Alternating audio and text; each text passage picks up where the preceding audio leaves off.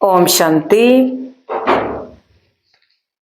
आज बाबा का मुरली सुनेंगे 23/6/2025 की मुरली।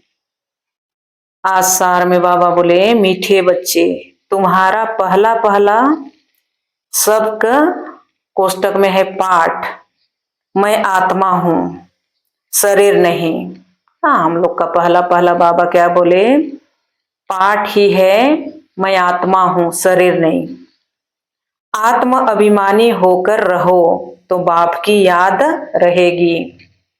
देखिए, देह का मित्र संबंधी माता पिता याद आने में कितना आसान तरीके हैं ना। हमें मेहनत नहीं करना पड़ता है कि मेरी माँ को कैसे मैं याद करूं, कि सगे संबंधी को मैं कैसे याद करूं ना। ऐसे ही याद आ जाते हैं बिना याद किए। ऐसे ही परमात्मा को भी हम ऐसे ही आसानी तरीके से हम अपने को आत्मा समझ के याद करेंगे तो आएगी याद। नहीं तो देह अभिमान में रहेंगे तो आत्मा हम याद ही नहीं कर पाएंगे।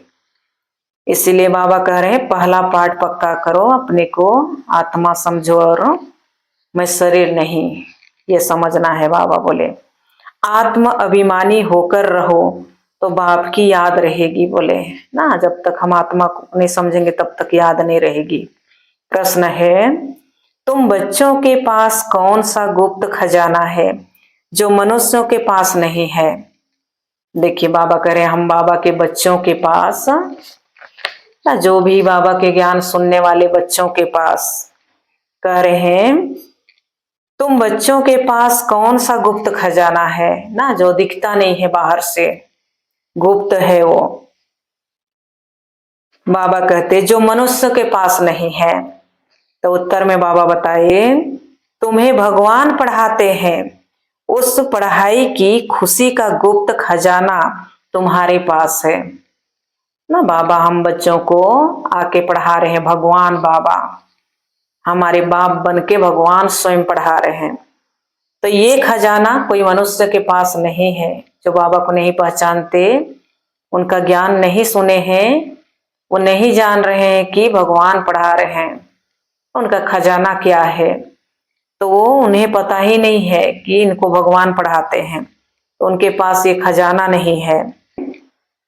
तुम जानते हो जो हम पढ़ रहे हैं भविष्य अमरलोक के लिए, ना कि इस मृत्यु लोक के लिए ना। जो पढ़ाई पढ़ रहे हैं हम लोग इस जन्म के लिए नहीं, इसी दुनिया के लिए नहीं, ये इसको बाबा क्या कहते हैं, मृत्यु लोक।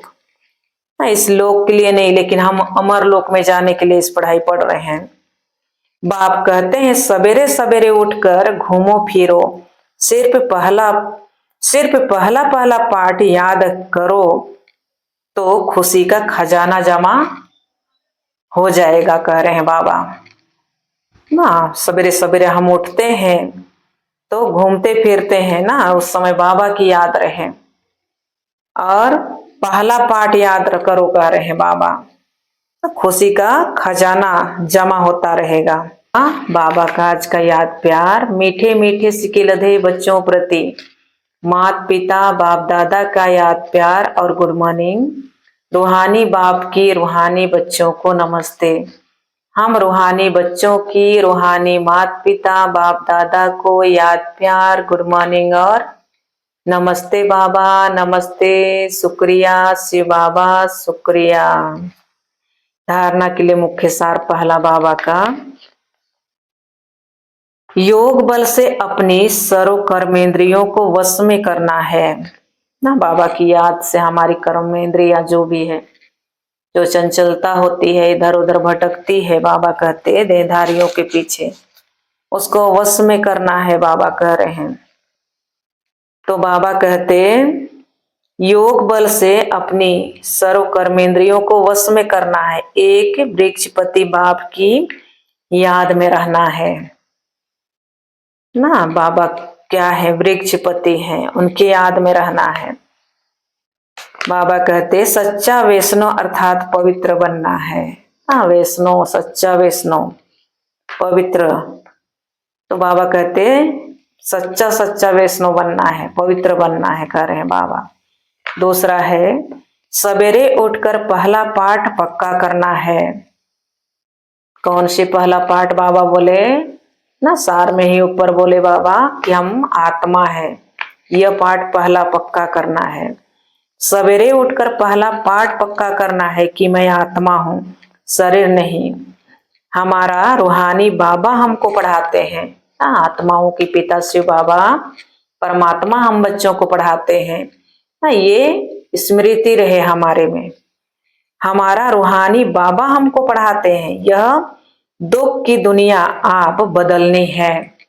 ये जो दिख रहा है आसार दुनिया में देख रहे हैं आप सभी, ये थोड़े समय के लिए अब बदलनी है। इसी का रिहर्सल हो रहा है दुनिया में। यह दुख की दुनिया आप बदलनी है। ऐसे बुद्धि में सारा ज्ञान सिमरन होता रहे, ऐसे बुद्धि में सिमरन होता रहे ये ज्ञान, पूरा सारा ज्ञान। फिर आज का बाबा का वरदान है, हर खजानों को कार्य में लगाकर पद्मों की कमाई जमा करने वाले पद्मा पदम भाग्यशाली भव। देखिए बाबा क्या वरदान दिए आज।